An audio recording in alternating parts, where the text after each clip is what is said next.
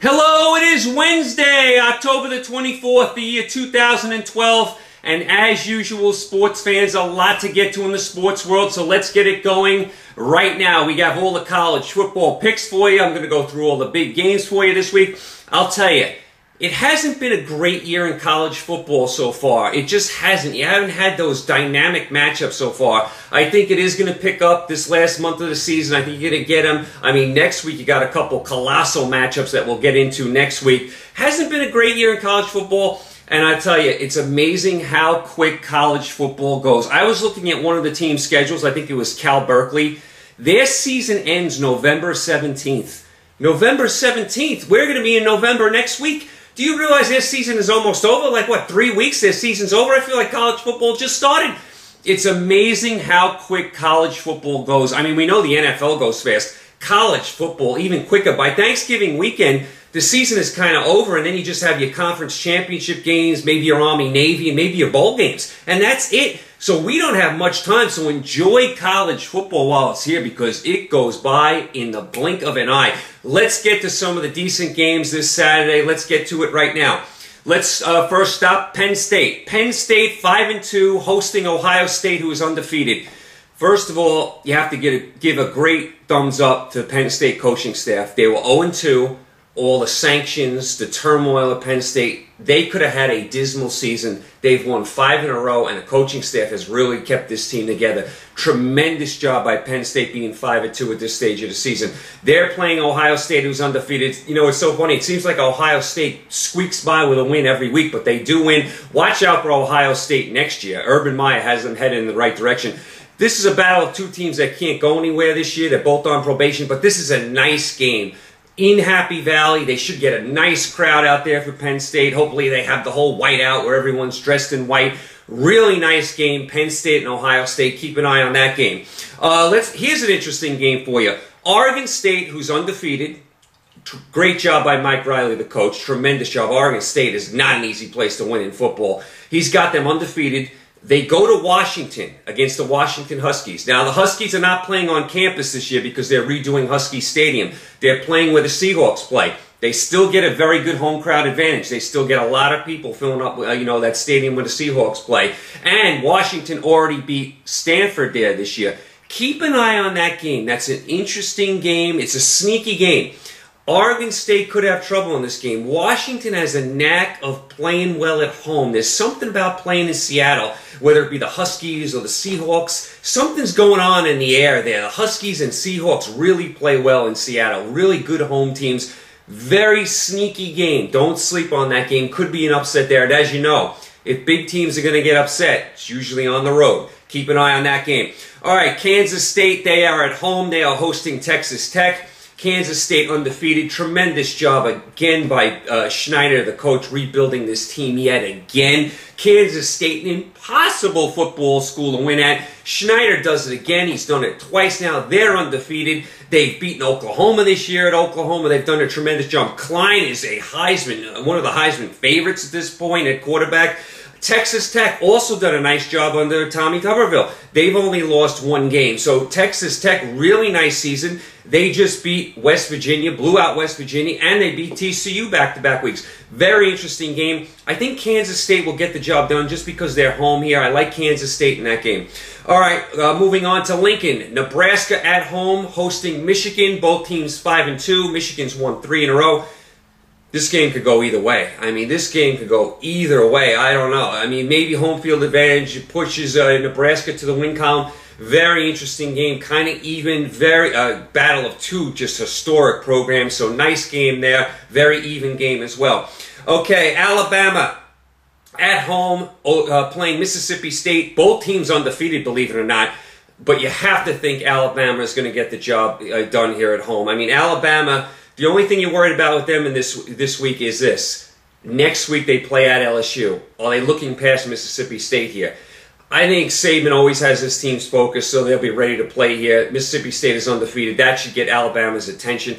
You gotta like Alabama. Mississippi State is undefeated, but look at the teams they've played. Jackson State, Auburn, who's 1-6, Troy, South Alabama, an awful Kentucky team, a mediocre Tennessee team, and Middle Tennessee State. that's not exactly the powerhouses of college football. Mississippi State, huge step up in competition this week. Look for Alabama to take care of business and set up that big matchup at LSU the next week. All right, let's go over to Oklahoma in Norman. Oklahoma is hosting Notre Dame. Oklahoma 1 loss. Notre Dame undefeated. Oklahoma's lost to Kansas State. Notre Dame defense is playing great. They played great against BYU. They played great with that goal line stand against Stanford. Notre Dame's defense, very, very good all year. Can their offense step it up and win a big game on the road? They get the quarterback back, Notre Dame. He had a concussion last week. He will play. Notre Dame's offense is going to have to pick it up here. Norman is a very tough place to win. Oklahoma will be pumped up for this game. They already have a loss, so they know they can't afford to lose again if they want to keep their national championship hopes alive. Beating Notre Dame would really boost them in the polls. Tough spot for Notre Dame here. I don't think Notre Dame is going to get it done. I don't think they have enough offense to beat Oklahoma. Oklahoma's really coming on the last few weeks. I mean, they demolished Texas. They're looking really good the last few weeks after they lost to Kansas State. I think Oklahoma is peaking now. I think Notre Dame is going to run into a buzzsaw here. I like Oklahoma. And let's move over to the Florida-Georgia game, the largest outdoor cocktail party in Jacksonville. A very, very special game. Half Georgia fans, half Florida fans. It's just like when Texas and Oklahoma play in the Cotton Bowl. 50-50 with the crowd. Very, very unique, special game in Jacksonville. Florida undefeated. Georgia looking soft again, looking very shaky. They get blown out at South Carolina. They have a week off, then barely beat a bad Kentucky team. Georgia's soft again. And here's the thing. In the early years of this series, it was all Georgia.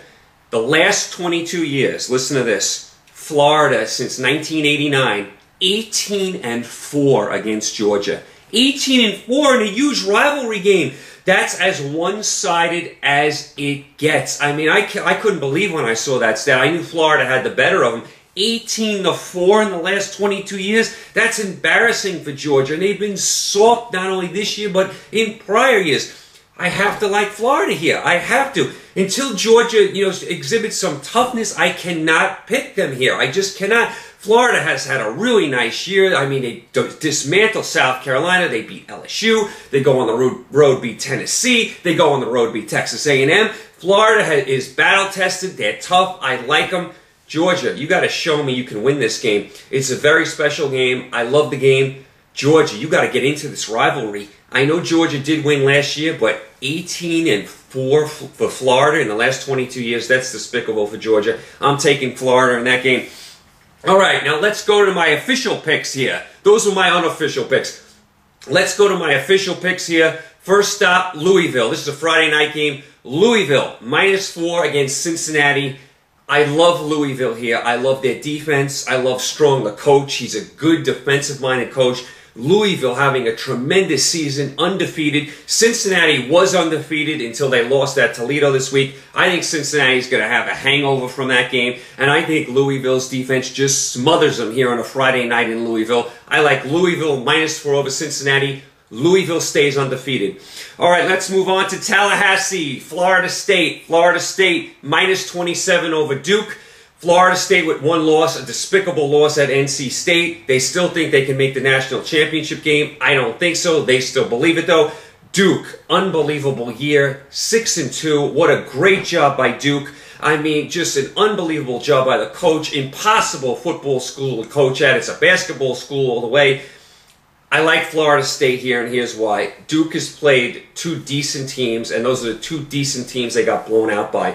They played against Stanford and got blown out. They played against an average Virginia Tech team this year and lost that game. I mean, Duke, yeah, they've beaten Virginia, Wake Forest, Florida International, NC, Central, Memphis, even North Carolina is not great. Those are Duke's win. This is a huge step up in class for Duke. Florida State's defense will be all over them at home. Look for Florida State to possibly pitch a shutout here. Like I said, Florida State thinks they're still in the national championship hunt. They can't afford any slip-ups. They got to win every week and have to win big every week. Look for Florida State to bury Duke. Florida State -27. I like the Seminoles.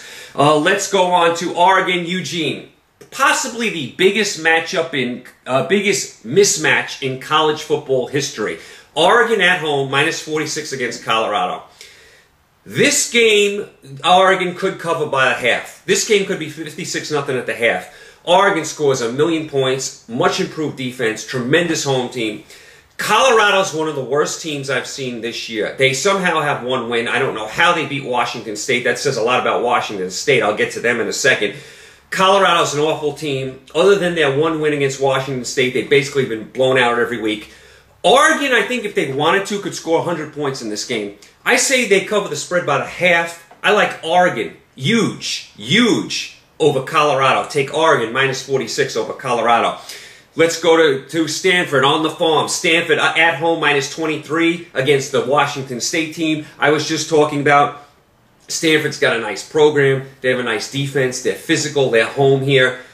Washington State, who has Mike Leach, who's an offensive guru, it's going to take him a little time to put that program together. All you need to know about Washington State is they lost to Colorado at home, and Colorado has one win this year. That's enough for me. I will take Stanford to just manhandle Washington State. No more reasons needed. Stanford, minus 23 over Washington State on the farm.